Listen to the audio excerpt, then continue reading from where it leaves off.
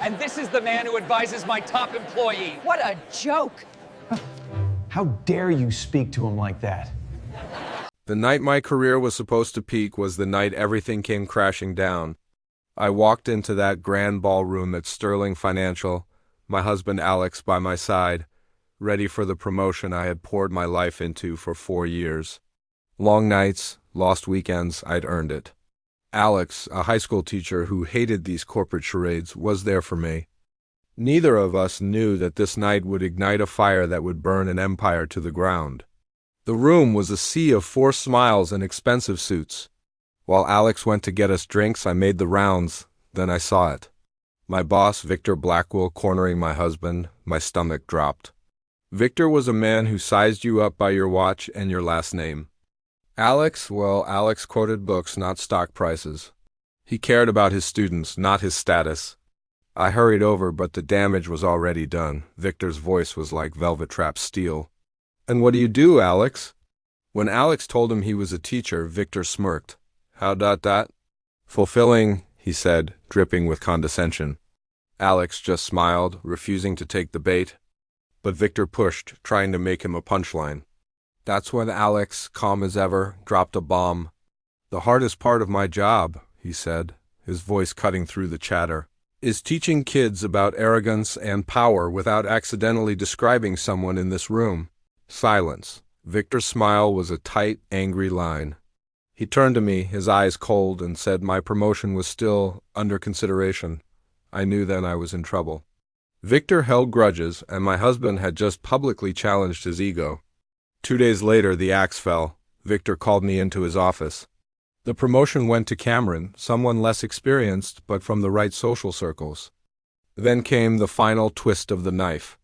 "Leadership requires good judgment," Victor said, looking right through me. "Including the people we associate with." He didn't need to say Alex's name. I was being punished for my husband's integrity. At night, I fell apart. All that work, all that sacrifice, gone because of one man's fragile pride. Alex listened. When I was done, he said something that changed everything. "What if this isn't the end of your story? What if it's the beginning of his?"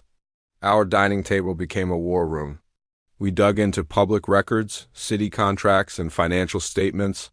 We found a pattern. Victor was greenlighting deals that charged cities astronomical fees, far above market rates. It wasn't illegal on the surface, but it was deeply unethical. Alex reached out to his network, a journalist, a congressman he knew from college, a finance blogger he'd mentored. They all saw what we saw. We bundled up the evidence, dates, emails, comparisons, and sent it to the right people. The explosion came on a Tuesday morning. At 11:07 a.m., Victor burst out of his office, clutching a newspaper. The New York Chronicle had published a front-page expose detailing every single one of his questionable deals. The office descended into chaos. The CEO got involved. By 3 p.m., the board called an emergency meeting. By 5 p.m., Victor was suspended. He stormed over to my desk, his face contorted with rage. "You did this," he hissed, but before he could say more, security escorted him away. The story didn't stop there. Emboldened by the article, others came forward. The web of corruption was bigger than we ever imagined.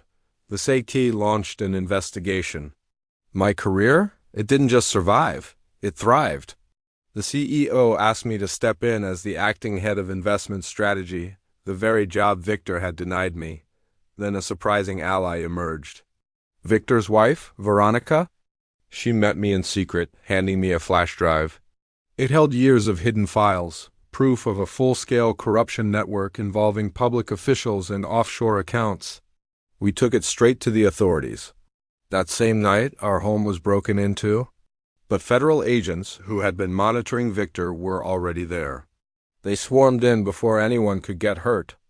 The dominoes fell fast. The FBI conducted raids. Executives were arrested. Victor was charged with multiple federal crimes and sentenced to 18 years in prison.